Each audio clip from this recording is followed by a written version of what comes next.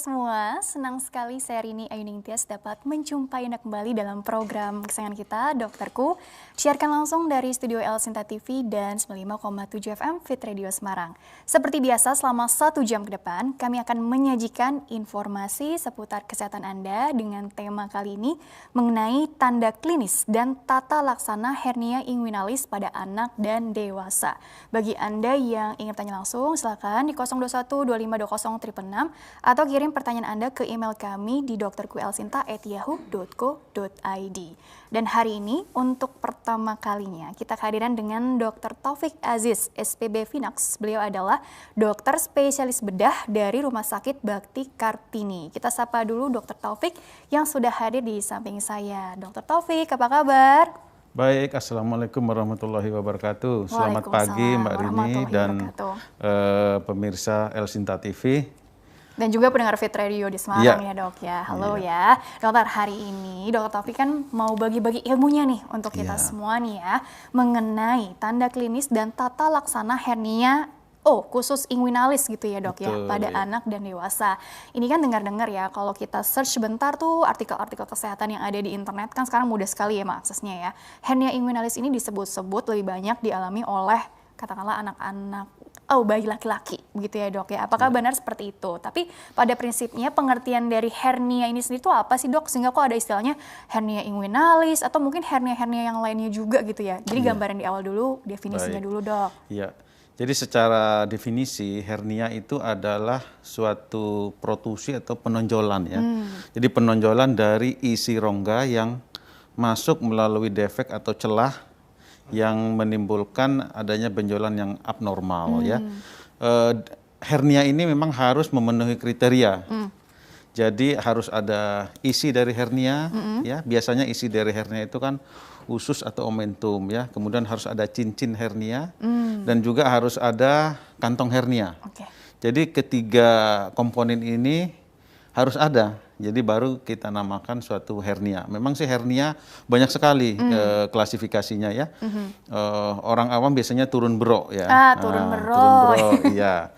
Jadi bisa inguinalis, bisa abdominalis, suatu hernia umbilikalis, diafragmatika ya. Tetapi kita di sini fokus di hernia inguinalis karena ini banyak sekali diderita. Paling banyak atau bagaimana dok? Iya, cukup banyak. Paling banyak dari jenis hernia memang suatu hernia inguinalis. Bisa terjadi pada anak-anak, bisa terjadi pada orang dewasa. Penanganan yang baik, penanganan yang cepat akan mengurangi komplikasi yang terjadi. Ya mungkin kan mendengar bahwa ada hernia yang terjepit misalnya. Nah ini suatu keadaan yang emergensi. Itu sudah telat atau bagaimana dok? Ya. Sudah telat memang ya. Jadi kalau misalnya dia hernia, isi hernia masuk ke dalam suatu cincin hernia, kemudian masuk ke kantong, kemudian ada jepitan ya. Ini akan menyebabkan suatu keadaan yang emergensi karena biasanya usus yang terjepit. Nanti terlalu lama terjepit akan menyebabkan suatu kebiru-biruan ya. Resiko terjepit ini ya. Terjepit dan menyebabkan suatu nekrosis atau mati di jaringan atau mati usus. Nah ini harus dilakukan tindakan segera. Jadi memang penanganan yang baik dan cepat itu sangat penting pada hernia ini. Maaf dok, apakah memang kebanyakan kasusnya yang dokter temui nih di lapangan atau berdasarkan literatur, jadi memang kebanyakan maaf nih, baik itu kasus pada anak-anak ataupun orang dewasa itu datang dalam kondisi yang barangkali sudah telat, sudah ada komplikasi sehingga penanganannya jadi jauh lebih kompleks atau enggak juga sih? Karena mungkin di awal nih sebetulnya bisa aja gejalanya nih cukup mengganggu walaupun hilang timbul atau bagaimana dok? Biasanya datang ke poliklinik, kalau dia pasien datang ke poliklinik biasanya keluhannya ada benjolan ya. Benjolan di lipat paha yang kadang timbul, kadang tidak. Biasanya timbul pada saat berdiri, pada saat dia aktivitas. Kalau pada anak biasanya pada saat dia nangis ya. Kemudian kalau pada orang dewasa biasanya setelah aktivitas. Itu biasanya kalau datang ke poliklinik kita ya, baru kita rencanakan untuk tindakan operasi. Tapi untuk kasus-kasus yang terjepit biasanya pasien nggak datang ke poliklinik, tapi biasanya datang ke ruang emergensi. karena dia udah kesakitan ya. Okay. Jadi kita harus lakukan tindakan secepat mungkin untuk mengurangi komplikasi. Gitu ya. Tujuannya untuk mengurangi komplikasi karena Betul. kan tadi sangat membahayakan nyawa Iya. juga ya dok ya. Tapi kalau dilihat dari penyebab, apakah sama dok yang anak-anak dan orang dewasa atau penyebab faktor risiko maksudnya? Artinya kan tadi kan kalau bayi gitu ya pasti kalau ditarik lagi apakah ada kaitannya dengan kehamilannya atau pada saat dilahirkannya begitu ya dok ya. Dan pada orang dewasa juga bedanya seperti apa gitu? Hernia pada anak-anak dan pada orang dewasa mekanismenya memang berbeda ya. Jadi pada anak-anak biasanya karena adanya persisten atau menetapnya saluran prosesus vaginalis lah istilah medisnya ya. Jadi biasanya begini, pada kehamilan 8 bulan itu kan testis itu turun ke bawah tuh ya. Nah pada saat testis turun ke bawah itu akan diikuti oleh ada suatu kanal namanya prosesus vaginalis. Itu adalah celah masuknya hernia ya. Jadi pada anak biasanya hampir 90% itu saat lahir itu saluran itu masih terbentuk. Nanti setelah 1 tahun biasanya akan menutup. Tapi pada beberapa kasus biasanya 30% itu terbuka dan menyebabkan suatu hernia. Jadi ada celah gitu tuh ya. Iya, jadi celah itu mengikuti turunnya testis pada saat kehamilan bulan ke-8. Ini faktor mekanisme penyebab ya. Laki-laki lebih banyak daripada perempuan, antara 8:1. Jadi 8 laki-laki, 1 perempuan.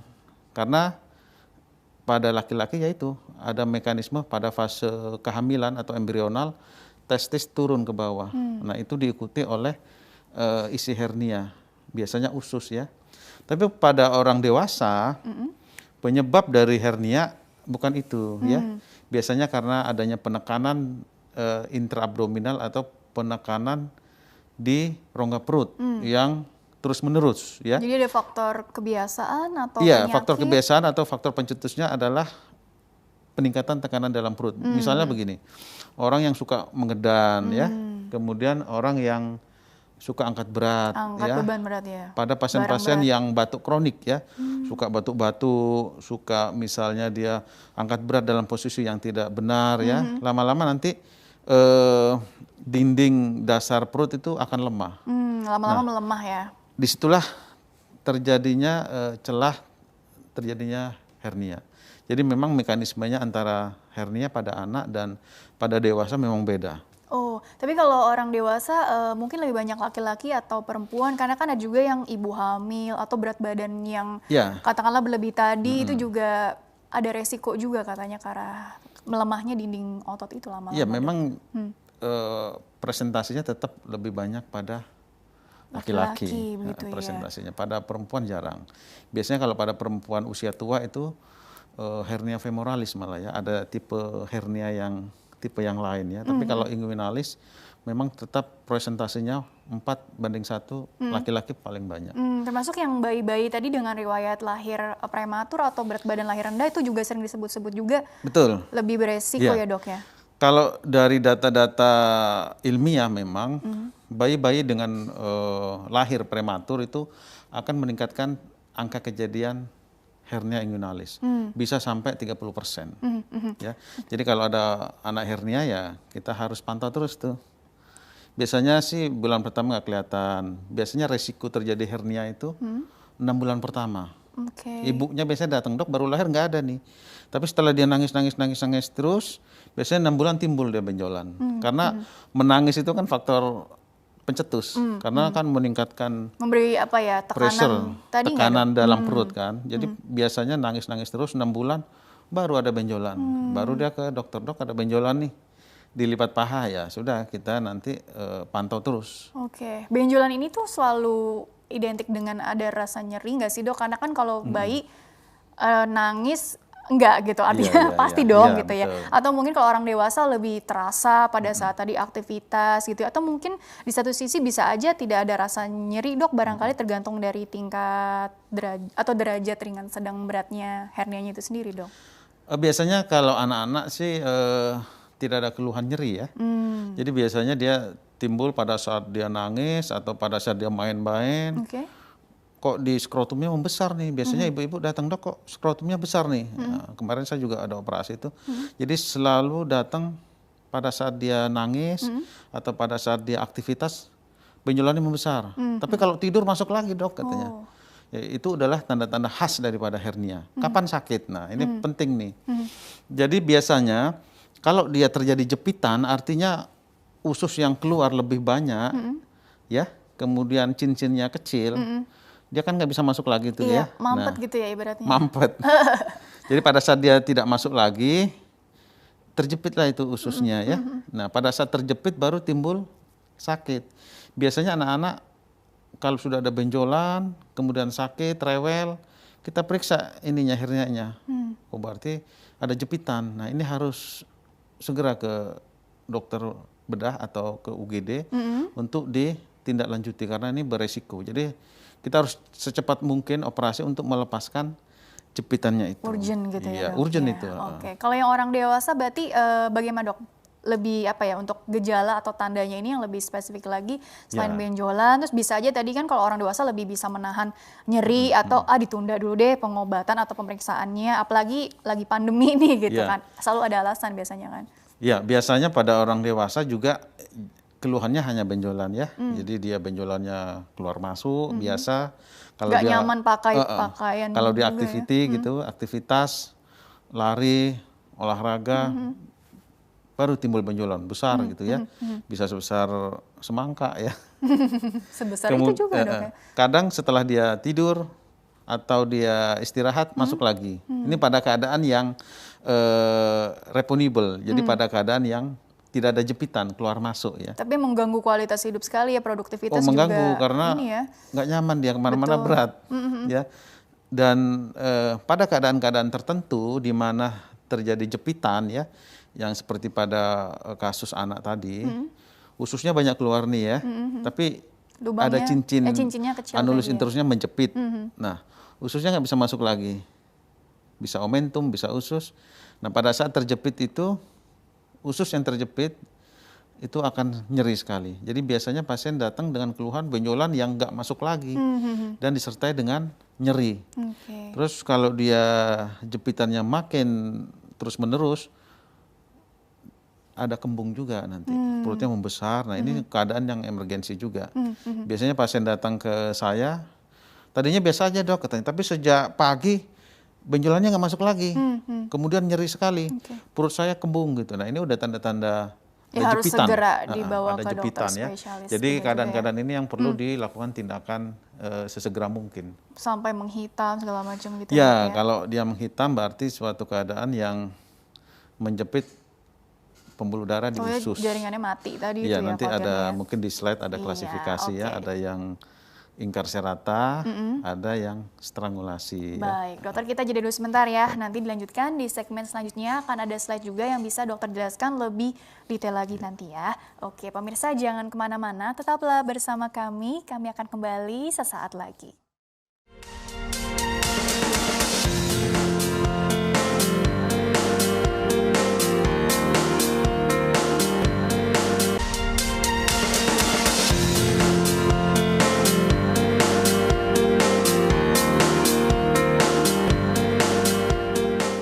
Ya pemirsa, terima kasih Anda masih bersama kami di program Dokterku, masih membahas mengenai tanda klinis dan tata laksana hernia inguinalis pada anak dan dewasa bersama dengan Dr. Taufik Aziz, SPB Finax. Beliau adalah dokter spesialis bedah dari Rumah Sakit Bakti Kartini. Bagi Anda yang ingin tanya, silakan di 021-2520-666 atau kirim pertanyaan Anda ke email kami di drkuelsinta@yahoo.co.id. Dokter, kita lanjutkan kembali ya dok ya. Jadi akan ada slide ya. Kita langsung masuk slide aja karena slide ini cukup banyak dan cukup detail juga. Nanti dokter bisa paparkan ya. Nah dokter Taufik, jadi ini kan klasifikasi ini ya. Klasifikasi hernia berdasarkan terjadinya. Nah maksudnya apa ini dokter? Iya, seperti awal-awal tadi bahwa hernia ini dibagi dua ya berdasarkan terjadinya ya. Hernia kongenital atau hernia akuisita. Hernia kongenital adalah hernia yang bawaan yang terjadi pada saat bayi berada dalam kandungan ya. Dan hernia kongenital ini terjadi pada anak-anak. Karena kita sebut tadi bahwa 90% pada saat neonatal atau pada saat baru lahir itu prosesus vaginalis atau saluran proses vaginalis itu masih terbuka. Jadi potensial sekali terjadinya hernia. Biasanya 6 bulan pertama itu potensial terjadinya hernia. Jadi isi usus bisa masuk ke lewat rongga tadi, celah tadi ya. Tetapi kalau hernia akuisita adalah hernia yang didapat. Biasanya terjadi pada orang-orang dewasa ya. Terjadi karena peningkatan tekanan intraabdomen ya.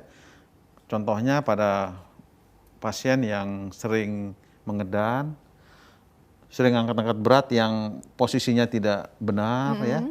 Pada pasien-pasien tua yang menderita penyakit PPOK atau penyakit paru. Jadi batuk terus. Batuk terus ya, batuk kronik batuk terus sehingga ngeden ya kan. Jadi pada saat dia batuk kan tekanan perutnya di dalam perut akan meningkat. Ini menyebabkan hernia di kemudian hari. Oke, coba slide berikutnya kali ya. Nah, kali ini berdasarkan letaknya. Jadi kan memang ini variatif ya dok ya. Kita fokus yang di area lipat paha atau orang bilang apa, selangkangan gitu ya. Maaf ya. Nah, ini hernia inguinalis ya dok ya. Tapi ada juga yang diafragma, umbilicalis dan juga femoralis gitu ya dok. Betul. Jadi kalau berdasarkan letak ya, bisa di diafragma ya. Diafragma itu adalah pemisah antara rongga dada dan rongga perut, torak dan abdominal ya. Kemudian hernia inguinal, ini yang kita bahas sekarang Mbak Rini ya. Hernia yang terjadi pada lipat paha sampai ke kantong buah jakar atau skrotum ya. Atau hernia umbilicalis, hernia di pusar. Kalau orang dulu bilangnya apa ya, bodong ya, bodongan ini gitu. Bayi nih biasanya kan. Ya, pada bayi ya. Kemudian hernia femoralis. Ini umumnya terjadi pada wanita usia tua ya. Jadi berdasarkan klasifikasinya inilah dia hernia-hernia yang sering terjadi. Berdasarkan letaknya ya dok ya. Berdasarkan letak anatomi. Lokasinya gitu lah. Lokasi ya. Coba slide berikutnya lagi. Jadi ini banyak ya berdasarkan ini, berdasarkan itu. Nah ini berdasarkan sifat. Berdasarkan sifat nih ya. Ada hernia reponibel, ada hernia irreponibel. Hernia reponibel itu yang keluar masuk, bisa keluar masuk. Jadi pada saat dia aktivitas keluar, pada saat dia tidur atau istirahat gitu ya, masuk gitu ya.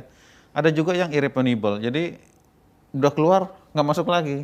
Jadi di luar terus, tapi tidak menjepit dia. Bandel dia. Bandel dia. Jadi sekali keluar, di luar terus. Nah, artinya di dalam atau di dalam kantong di lipat paha atau di skrotum ya. Atau hernia akreta. Nah, ini bila terjadi perlengketan antara isi hernia ya, isi dengan kantongnya, biasanya peritoneum ya. Terjadi perlengketan tuh ya? Biasanya terjadi perlengketan. Makanya begini ya, pada orang-orang dengan hernia pada orang dewasa sering sekali diurut, dipijet itu ya. Sehingga biasanya pada saat kita operasi sudah sulit tuh karena terjadi perlengketan antara isi hernia dengan dinding atau dengan kantongnya atau dengan dinding kantong hernianya. Jadi sehingga sulit beresiko melepas. juga ya beresiko. Dok ya? Apalagi kan kita nggak tahu nih seperti apa tuh semakin geser-geser atau di... Biasanya saya kasih arahan jangan selalu dipijit, diurut ya. Memang kalau diurut sih masuk dia. Tapi kalau selesai urut keluar lagi. Tapi dampaknya kita nggak tahu terjadi trauma biasanya. Seperti apa ya dok ya. Jadi dipikir-pikir lagi deh kalau setiap mau diurut gitu ya. Coba slide berikutnya lagi. Ini kelanjutan yang tadi ya dok ya? Ini hernia incarcerata dan hernia strangulata. Incarcerata ya, biasanya kalau isi ususnya terjepit. Nah ini incarcerata. Tapi udah strangulata biasanya melibatkan vaskular atau pembuluh darah.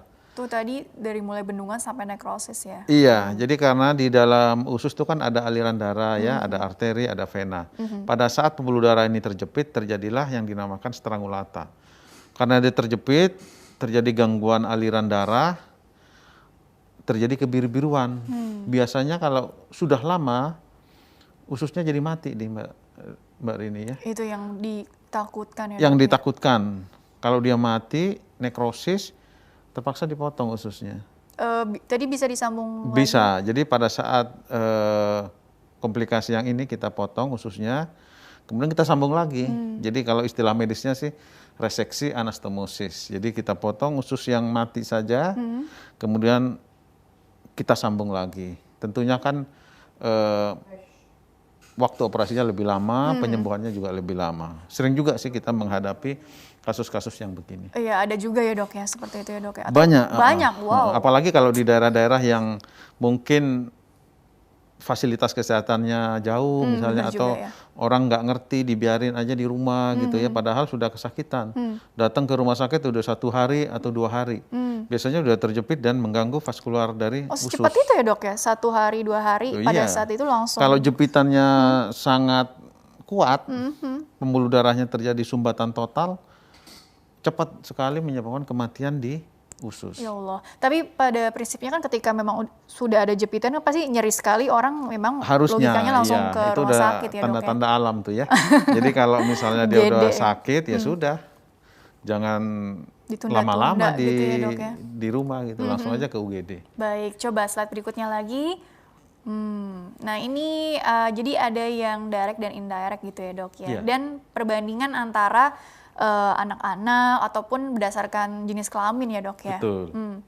Ini epidemiologi ya. Jadi hernia inguinalis itu memang pada anak-anak memang sering terjadi pada laki-laki dibanding pada perempuan. Karena pada fase embrional, pada fase kehamilan, hamil ke-8 itu kan testis sudah turun ke bawah. Biasanya pada saat testis turun ke bawah itu kan ada saluran tuh. Salurannya itu belum nutup dia, istilah medisnya obliterasi. Jadi kadang diikutin oleh isi dalam perut, usus misalnya masuk ke situ, nyasar gitu ke lubang itu. Jadilah hernia, makanya laki-laki lebih banyak. Begitu ya penjelasannya. Coba slide berikutnya lagi, kita cepat aja ya karena masih banyak nih. Nah ini kalau yang terjadi pada anak-anak ini ya dok ya, yang tadi sudah disampaikan sebelumnya. Mungkin dipercepat lagi aja kali ya. Next slide. Memang 90% ada ya. Nah ini nih gambar-gambar ya. Di mana ada saluran testis yang turun. Nah itu adalah kanalis processus vaginalis ya. Dan ini artinya gini dok, dampak-dampak yang ditimbulkan kalau untuk anak ataupun orang dewasa lah ya. Intinya kan ada aktivitas bersama pasangan, aktivitas artinya hubungan seksual. Ini pada dewasa juga ya. Atau pengaruh ke kesuburan, ini yang sering ditanyakan seperti apa dok biasanya oleh pasien? Memang banyak sekali, salah satunya benar nih Mbak Rini ya. Banyak pasien-pasien yang orang dewasa jarang berobat ke dokter itu karena takut itu. Jadi kalau dioperasi dok, saya mengganggu kesuburan nggak nih? Atau mengganggu kejantanan misalnya. Banyak sekali itu pertanyaannya. Saya kira tidak berhubungan ya. Jadi malah setelah operasi lebih bagus dia karena kan tidak terganggu. Karena yang dioperasi kan kita mengembalikan isi usus ke dalam rongga perut, ke habitatnya. Salurannya kita tutup ringnya itu. Udah itu. Jadi tidak mengotak-atik saluran sperma, saluran testis, tidak mengotak-atik. Jadi tidak ada hubungan. Tidak usah khawatir juga Insya gitu Allah ya. aman. Amin. Oke, coba slide berikutnya lagi ada. Atau ini mungkin mau di-keep dulu, mau masuk pertanyaan email dulu boleh nggak ya? Atau mungkin next slide dulu kali ya. Ini etiologi, mungkin diagnosa, pemeriksaannya seperti apa, dan kemudian nanti penanganannya juga kali ya dok ya? Iya. Oke, diagnosa ya. Kalau diagnosa pada hernia tidak sulit ya.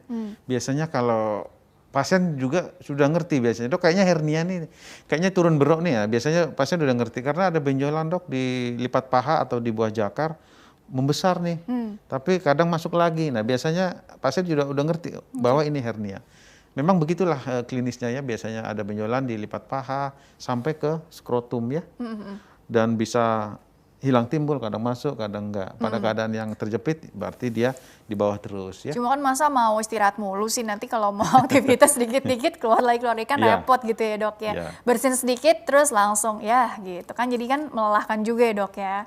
Oke, coba untuk kemudian sudah ketahuan nih hasilnya, nih letaknya di sini, jadi jenisnya apa, bla bla bla. Kemudian pengobatannya ini juga apakah selalu dibedah gitu ya dok ya? Kalau memang masih ringan gitu ibaratnya, mungkin nggak sih dengan yang lain gitu ya? Memang penanganan untuk hernia baik yang dewasa maupun yang anak-anak, setelah tegak diagnosa, segera kita rencanakan untuk operasi. Pada keadaan-keadaan yang emergensi atau urgensi, biasanya pada yang terjepit, operasinya adalah situ atau segera. Nggak bisa ditunda-tunda lagi. Nggak bisa ditunda kalau yang terjepit ya, karena makin lama kita lakukan tindakan, komplikasi yang akan timbul dampaknya lebih berat. Jadi memang lebih baik jangan sampai terjepit dong ya. Jadi pada saat masih dia mobile, keluar masuk, kita tentukan operasi sebaik-baiknya. Jangan terlalu jangan menunggu jadi terlalu buruk lah ya dok. Jangan nunggu terlalu buruk karena terjepit. Kalau untuk bayi gitu dok, kan biasanya pertimbangannya ini usianya usia berapa sih gitu ya. Ini kan biasanya jadi pertanyaan para orang tua juga. Ada dua ya kita penanganan pada bayi. Penanganan operasi hernia secara emergensi atau situ, umur berapa aja kita operasi pada bayi. Pada keadaan emergensi ya. Karena kita menyelamatkan bayinya. Pada keadaan yang non-emergensi atau pada hernia yang biasa, yang keluar masuk, kita cari timing yang bagus ya. Biasanya pada umur-umur 2 tahun atau pada saat berat badan 10 kilo ya. Jadi pada operasi yang elektif atau kita rencanakan, kita mencari waktu terbaik untuk anak itu. Jadi pada saat kondisi baik, kondisi fit. Tapi kalau dia emergensi, umur berapa saja kita operasi. Mau berat berapa aja juga hanya life langsung saving segera ya. Iya. Jadi tujuannya sudah beda. Untuk menyelamatkan nyawa gitu ya. Oke, dokter kita masuk ke pertanyaan email dulu ya. Ini ada 2 pertanyaan yang cukup detail. Dokter bisa beri tanggapan satu persatu gitu ya. Jadi bagi pemirsa yang ingin bertanya via email, silakan kirim saja pertanyaan ke email kami di drkuelsinta@yahoo.co.id. Format lengkapnya di bawah ini. Nama, usia Anda atau usia anak Anda, serta tempat tinggalnya ya. Baik. Pertanyaan pertama ini dari Bapak Cipta M, usianya 62 tahun dari Cikarang ya dok ya. Dokter, mau tanya nih dokter Taufik ya. Saya pernah operasi hernia di tahun 2016, sekitar 5 tahun yang lalu ya. Saya suka olahraga lari kecil nih, seminggu 2 kali sejauh 2 km. Tapi kadang-kadang di tempat bekas operasi kali ya maksudnya ini, kok bekas ya. Tempat bekas operasi yaitu di paha saya, agak sedikit nyeri. Apakah masih boleh saya teruskan olahraga lari ringan ini dan apa dampaknya jika diteruskan? Tolong solusinya dokter, terima kasih. Jadi bagi pasien yang pernah riwayat operasi hernia, tapi hernia apanya nih tidak dijelaskan sayangnya dok ya. Bekas operasinya itu nyeri dok kalau dia ada aktivitas olahraga tadi sejauh 2 km dan seminggu 2 kali. Nah ini bagaimana? Apakah perlu dibatasi aktivitas fisiknya atau evaluasi lagi bekas operasinya? Seperti apa dok? Saya kira perlu periksa ke dokter ya untuk memastikan kenapa ini sakit ya pada bekas luka operasi. Kemungkinan yang terjadi bisa karena keloid ya. Jadi pada bekas luka operasinya itu terjadi keloid atau terjadi proses penyembuhan yang berlebihan, biasanya menonjol ya. Atau karena fibrotik atau ada proses pengerasan di bekas luka operasi. Apabila ini terjadi, kita bisa lakukan penyuntikan dengan steroid ya, supaya keluhannya berkurang atau bahkan hilang. Memang ada beberapa persen lah, di bawah 10% ada kejadian begini. Kita suntik dengan steroid akan mengurangi keluhan. Tapi untuk olahraga ringan masih diperbolehkan ya, lari, jalan ya. Asal jangan mengangkat berat, angkat resikonya itu angkat ya dok besi ya? nggak boleh. Ya karena meningkatkan ini ya, Memberi tekanan tadi tekanan dok di ya. Dalam perut. Angkat galon atau apapun Angkat itu galon yang berat-berat boleh. tuh di rumah Angkat karung nggak boleh. Karena nanti tekanan dalam perutnya akan meningkat. Tapi apakah ini kan artinya 5 tahun yang lalu ya, terus kemudian ini apakah hanya bagi orang-orang yang bakat keloid aja istilahnya gitu dok, atau memang bekas operasi itu kalau tidak dirawat dengan baik pun mau siapapun, mau teknik operasinya secanggih apapun ya akan resiko nyeri juga sih. Jarang sekali memang keadaan begini ya, biasanya pada orang-orang yang dengan bakat keloid ya. Kalau tanpa keloid jarang ada keluhan. Oke, kurang lebih seperti itu ya. Jadi memang tadi bisa konsul lagi ke dokter yang kita lihat menanganinya. status lokalis dari bekas lukanya, nanti akan dicek Mungkin tadi bisa disuntik steroid tadi ya untuk mengurangi nyeri, atau mungkin untuk pembatasan olahraga kalau yang masih ringan-ringan sih nggak apa-apa ya dok ya? Masih dibenarkan itu olahraga yang Bapak tadi bisa dilakukan, kecuali ya tadi angkat berat. Angkat beban berat gitu ya dok berat, ya? Galon, karung. Nah, kurang lebih seperti boleh, itu ya. Oke, baik. Pertanyaan selanjutnya dulu ya. Ini dari Eis ya, Uis usianya 26 tahun dari Jakarta, masih muda nih dokter. Dok, saya didiagnosis oleh dokter mengidap hiatal hernia tipe sliding ya, sebesar 5 cm. Dan saya ada riwayat GERD juga. Yang ingin saya tanyakan, apakah prinsip pengobatannya kurang lebih sama dengan hernia inguinalis? Oh, ini pertanyaan spesifik sekali ya. Bagaimana cara alami mengencangkan otot untuk kasus hiatal hernia, dok? Apakah ada tips khusus? Terima kasih. Otot yang dimaksud di sini maksudnya otot atau yang tadi dok, supaya dindingnya itu tuh istilahnya kuat gitu, dinding pembatas. Hiatal hernia atau hiatus memang beda sekali dengan inguinalis ya.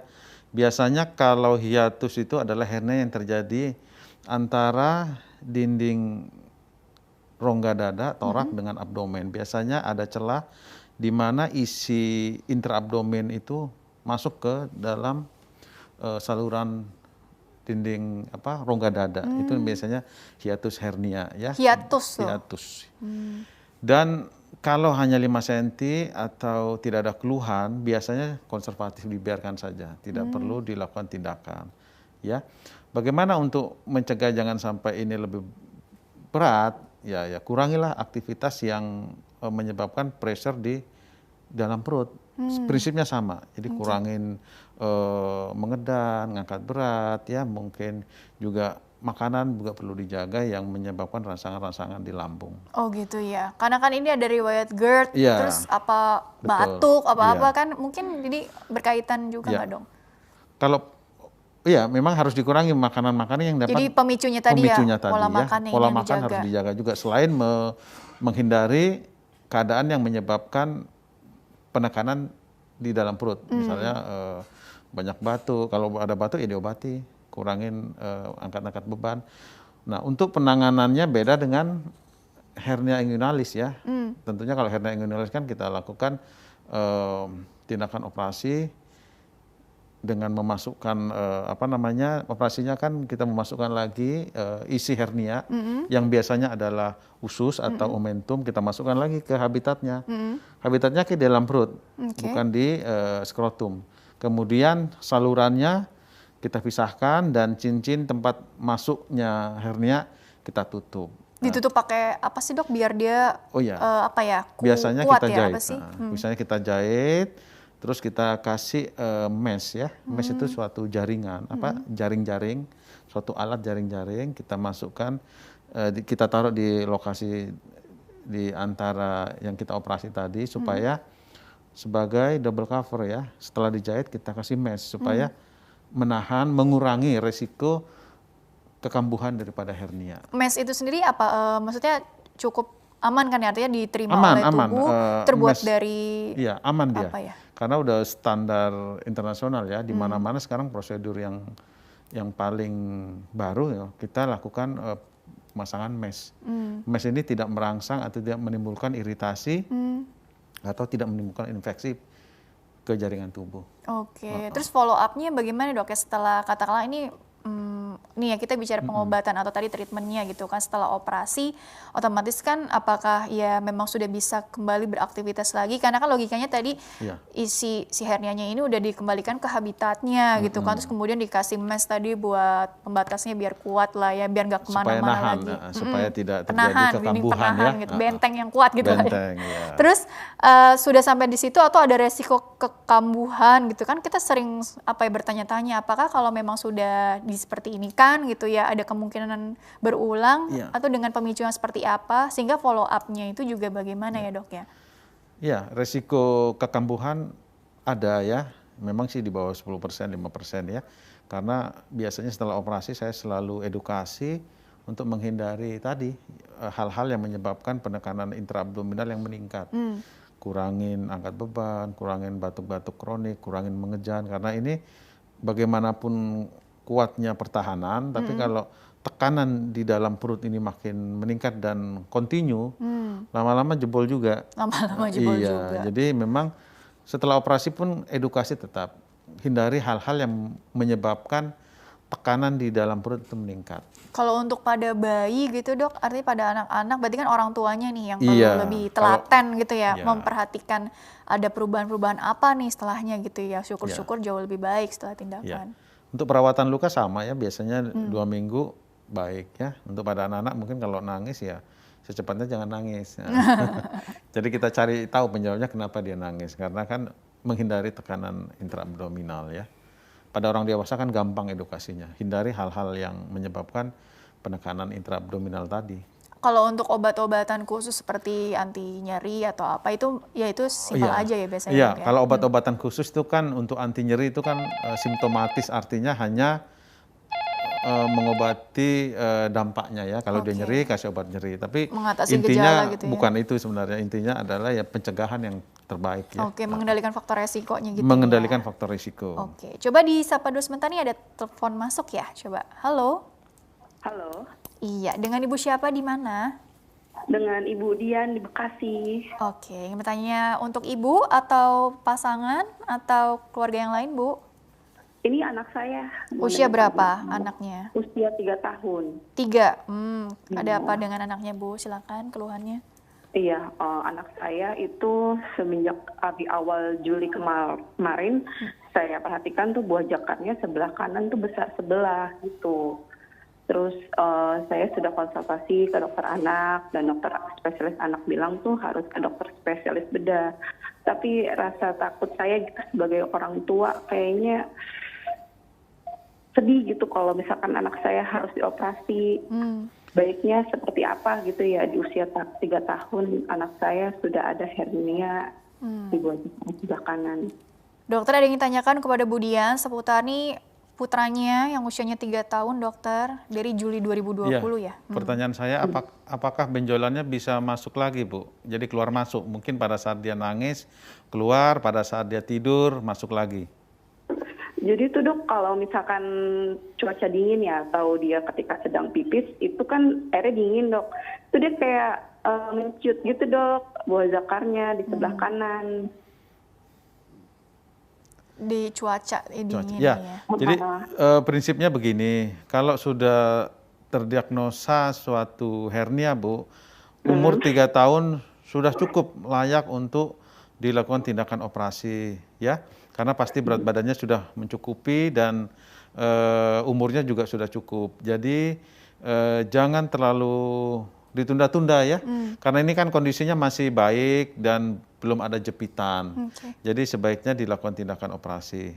Karena kalau kita tunda-tunda, suatu waktu kita nggak tahu kapan nih.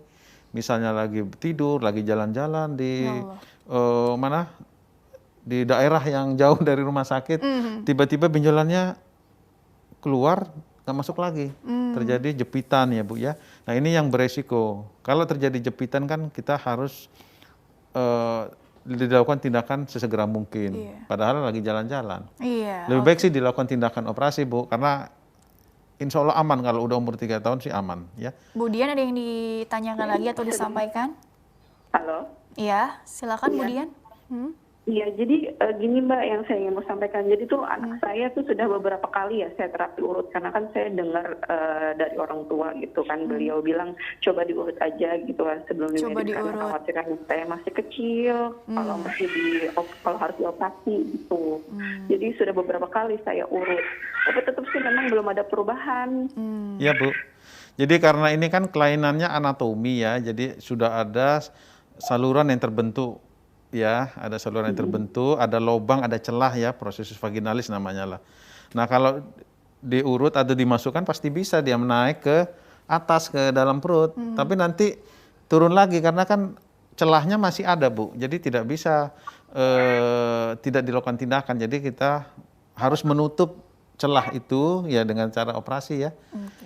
Umur 3 tahun sih cukup Bu, udah cukup. Biasanya dia 2 tahun kita sarankan operasi. Mungkin ini kali ya dok ya, kan kalau anak-anak kan ya bius nih, bagaimana dok bius? Aman, total, aman. Ya aman gitu aman ya dok ya. ya. Orang dewasa pun juga aman. Dengan persiapan yang baik aman. Dan begini ya, kalau resiko di urut itu satu terjadi trauma di ususnya ya. Ini resiko urut. Resiko terhadap hernianya ya, karena bisa saja nanti trauma di ususnya dari udem bengkak ya, malah terjadi perlengketan. Jadi pada saat nanti kita operasi ada penyulit. Jadi tidak direkomendasikan, malah beresiko. Lebih baik memang segera dilakukan tindakan. Insya Allah aman. Dan memang usia-usia hernia pada anak ya umur-umur segini, umur-umur jadi 3 nggak tahun, tega 4 ya tahun, dok ya, iya. tapi demi keselamatan anak Betul. juga, jadi jangan menunda-nunda juga ya. Tadi saran dari dokter seperti itu ya Iya. dok ya. Oke, dengan segala pertimbangan yang tadi sudah disampaikan. Baiklah, dokter kita jeda dulu sebentar, nanti dilanjutkan di segmen Iya. terakhir, Baik. sekaligus take home message dari dokter ya dok ya. Iya. Oke, pemirsa jangan kemana-mana, tetaplah bersama kami akan kembali sesaat lagi.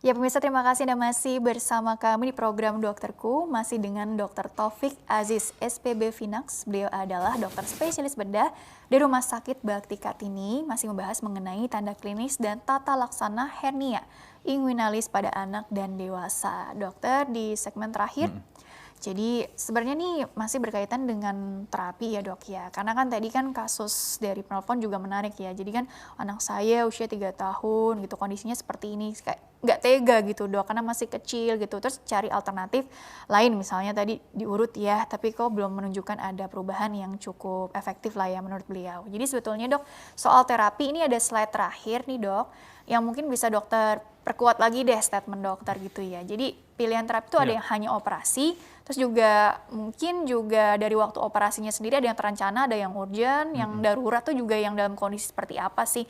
Dan jangan sampai menunggu sampai darurat juga kan ya dok ya kalau bisa ya. Iya. Mungkin dari segi terapi ya, pada anak-anak kita lakukan herniotomi ya, namanya, pada dewasa herniorrapi. Ya. Pada anak-anak operasinya tidak terlalu sulit dan tidak lama ya, pada keadaan-keadaan yang tentunya tidak terjepit ya. Operasinya mungkin akan bisa 30 menit, 20 menit, nggak lama. Pada dewasa juga. Tetapi pada keadaan-keadaan yang komplikasi, adanya jepitan, operasinya bisa lebih lama ya. Apalagi terjadi pemotongan usus, reseksi misalnya. Jangan sampai ya. Kemudian waktu operasi ya. Waktu operasi kan kita bedakan 2 ya. Emergensi atau sito, atau operasi elektif atau operasi yang direncanakan. Kalau direncanakan kita cari waktu yang sebaik mungkin untuk pasiennya ya. Karena dengan persiapan-persiapan yang baik akan mengurangi adanya risiko-risiko atau komplikasi. Tapi pada keadaan operasi yang darurat, emergensi, ya operasi apa adanya. Jadi pada saat terjadi keadaan emergensi ya kita lakukan operasi secepatnya. Karena sifatnya sudah life saving ya. Nggak bisa ditunda lagi. Iya. Bermain dengan waktu juga dok ya. Betul. Makin lama karena emergensi komplikasi makin banyak. Kemudian yang terakhir tadi apa tuh slide-nya? Iya ya.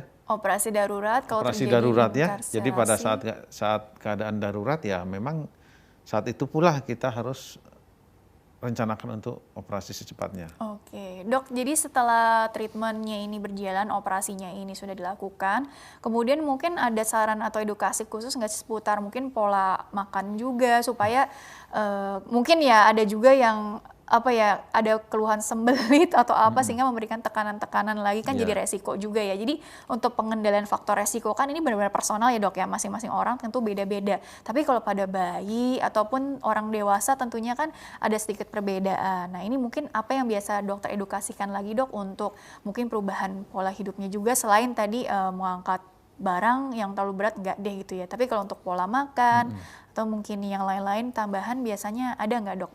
Ya, untuk dewasa memang penekanannya adalah hindarilah hal-hal yang menyebabkan penekanan intraabdominal yang meningkat ya.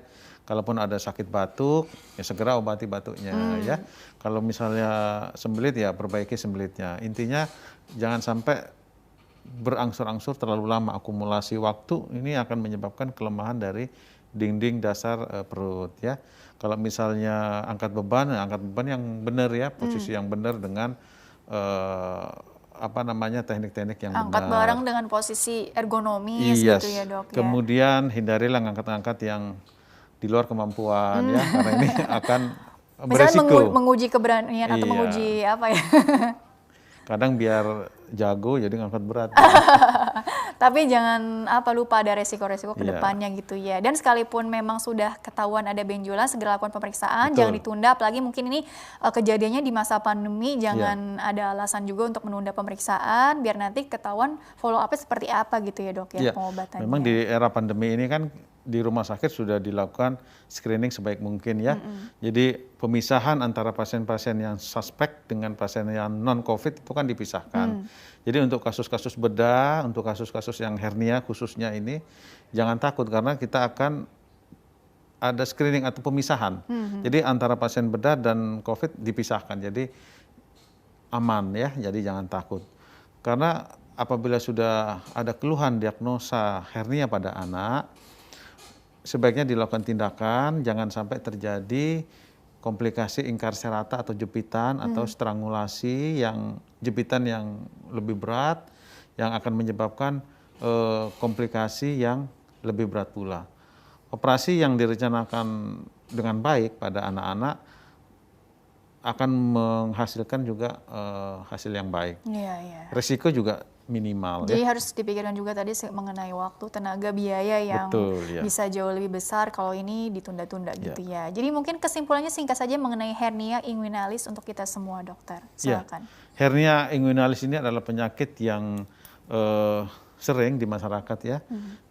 Memang tidak berbahaya pada keadaan-keadaan yang biasa, tetapi akan sangat berbahaya pada keadaan yang darurat, misalnya terjepit. Saran saya apabila sudah tegak diagnosa, segera dilakukan tindakan operasi secepat mungkin ya, dengan mencari waktu yang benar. Jangan melakukan tindakan-tindakan yang justru beresiko, misalnya dengan pemijatan ya, karena ini akan berdampak trauma pada usus dan juga sekitarnya, dan ini akan menimbulkan komplikasi yang berat nantinya. Iya, kurang lebih seperti itu ya. Terima kasih Dr. Taufik telah berbagi ilmunya di sini. Insya Allah membawa banyak manfaat untuk orang banyak ya. Sukses, berkah selalu untuk dokter ya. Terima kasih. Iya, amin. Dan pemirsa, terima kasih juga Anda telah mengikuti program ini. Saya Rini Ayuningtyas beserta seluruh yang tugas mohon undur diri dari hadapan Anda. Sekian, sampai jumpa.